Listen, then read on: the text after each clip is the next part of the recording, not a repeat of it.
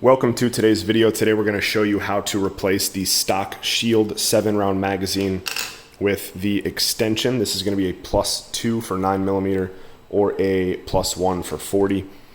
So let's get this unpackaged first. This is the Precision Print Labs magazine extender. I will include a link to this below.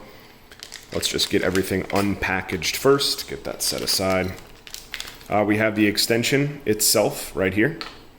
And then we have a set screw, a metal retaining bracket, and a Allen wrench. Set this aside. First thing is we're going to remove the stock plate. I like to just use the included Allen key, hold it down. And it's very important here, you keep this depressed with your thumb. You don't want this popping out everywhere, okay? So we keep this in here.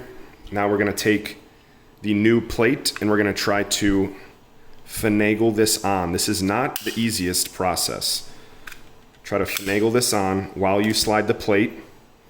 You may need to push it down through the bottom to get it fully in place.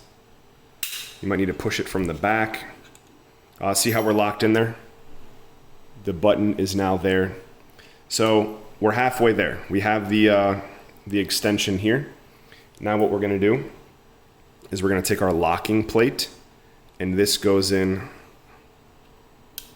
like this. I'm going to push that down.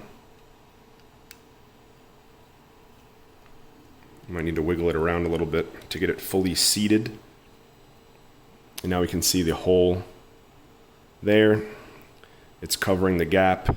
It's preventing it from sliding around. We're nice and locked in. And then the final step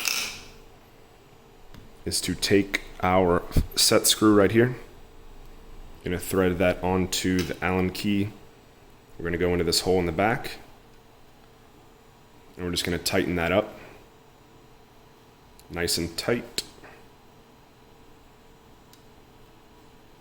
All right, we're in there.